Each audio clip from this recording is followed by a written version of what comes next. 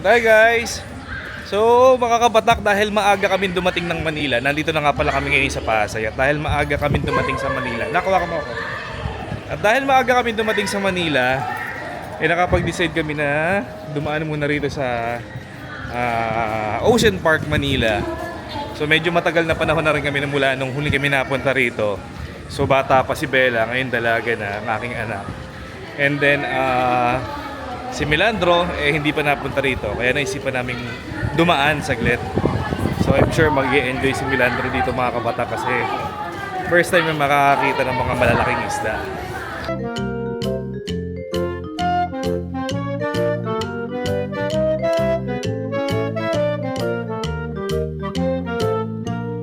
750 ang entrance ngayon. Ang inclusion ng mga kabatak syempre yung pinaka-highlight ng Ocean Park, which is yung Oceanarium. Si Mami Kim hindi ko muna kinuhanan. Thank you hindi ko muna kinuhanan ng ticket kasi PWD.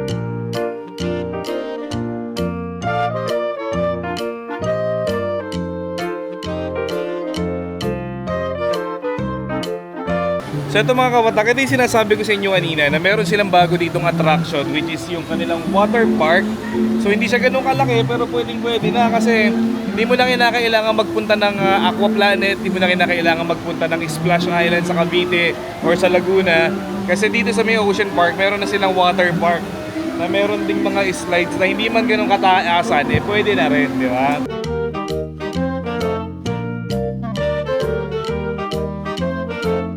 The first stop, yung Oceanarium. Okay, so first time ni Milanda, hindi. Second time niya na to again, pero baby pa siya noon. Kaya tignan natin kung ano magiging reaction ni Melandro ngayon na makakakita siya ng mga totoong isda, mga kabatak, no?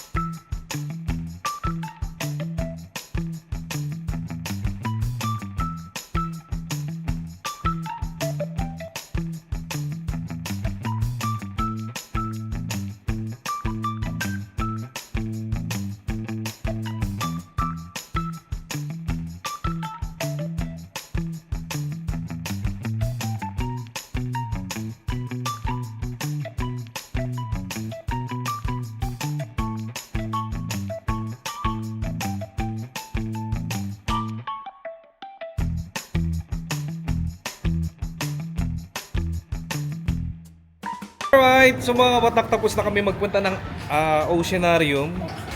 So, ganun pa din kung ano yung tsura niya dati.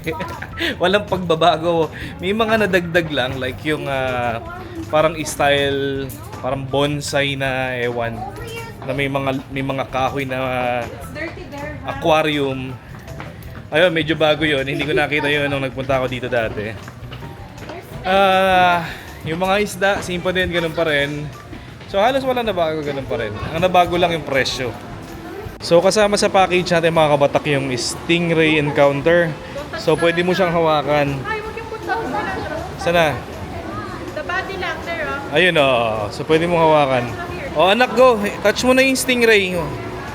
Ano lang wag dahan-dahan lang kawawa naman siya. So yun, kasama sa package na yung Stingray Encounter, which is pwede mong hawakan yung Stingray or yung pagi. So sige, touch na natin. Ay, kawawa naman, parang may sugat. Sugat ba yun, kuya? May sugat, no? Ayun, may sugat yung Stingray, kawawa naman. Saan niya nakuha yung sugat niya na yan? Sa mga bamboo shark. Mga? Bamboo shark, may kasama po. Ay, ganun. Kawawa naman. Wala na sir, wala na po yung pang-sting. Wala na yung pang-sting. Tinatanggal ninyo? Safe po siyang encounter. Oh. Ay, malambot talaga pala, no? Kawawa naman siya, may sugat siya mga kabatak, Touch ko lang, Alright, ang ano?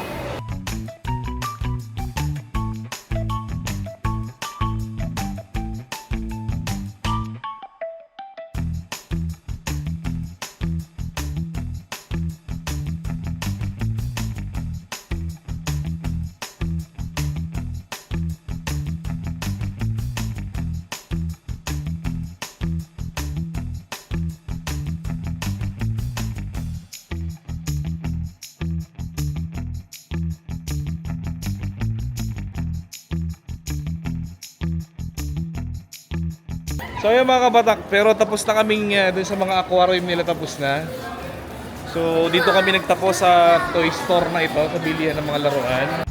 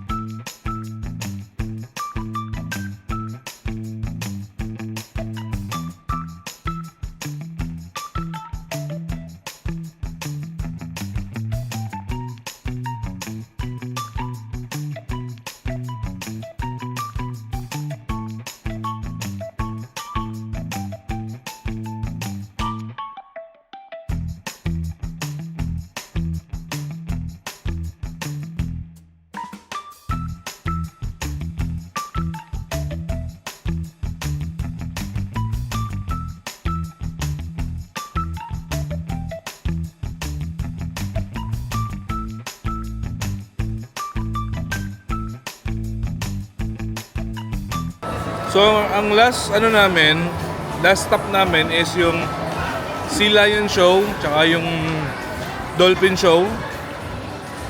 Ang problem mga kabatak, 2:30 pa ng hapon mag-i-start.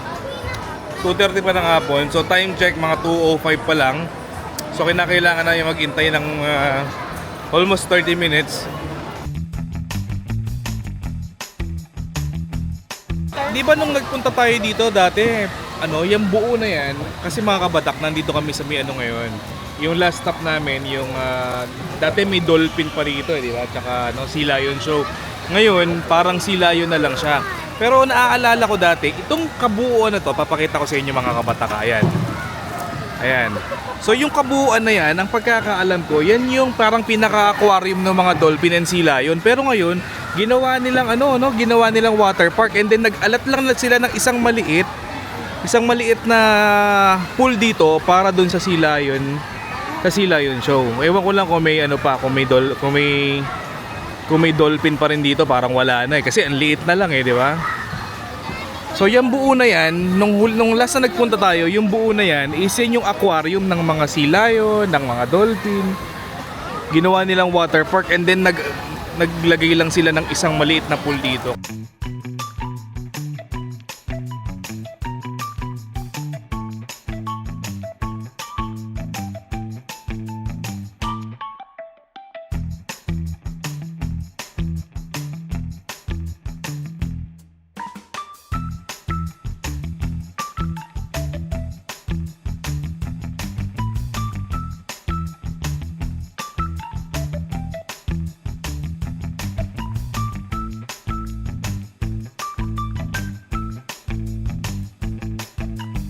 So yun guys, no, so katatapos lang namin sa Ocean Park.